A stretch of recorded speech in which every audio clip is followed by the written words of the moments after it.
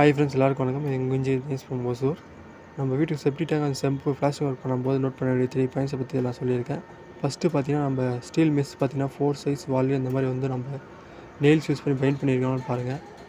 Then second பார்த்தீங்கன்னா, நம்ம மாட்டர் work பண்ணுறோம் இல்லைங்களா, அந்த கலவையில் பார்த்தீங்கன்னா டாக்டர் ஃபிக்ஸிட்டோட LW+101 கெமிக்கல் வந்து வாட்டர் ப்ரூஃபிங் ஏஜென்ட் வந்து யூஸ் பண்ணிக்கிறான்னு பாருங்கள்.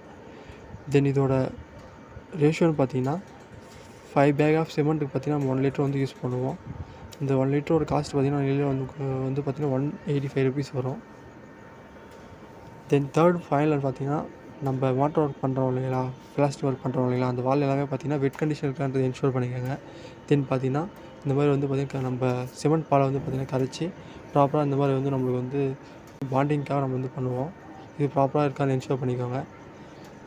தென் ஃபைனலாக பார்த்தீங்கன்னா, நம்ம பிளாஸ்டிக் ஒர்க் எல்லாமே கம்ப்ளீட் பண்ண அப்புறம் பார்த்தீங்கன்னா, நம்ம க்யூரிங்க்கு வந்து நம்ம டைம் தரணும். க்யூரிங் தான் ரொம்ப மோஸ்ட் இம்பார்ட்டன்ட் பார்ட்டு. க்யூரிங்க்கு வந்து நம்ம கண்டிப்பாக கொடுத்தாகணும் டைம். தேங்க்யூ.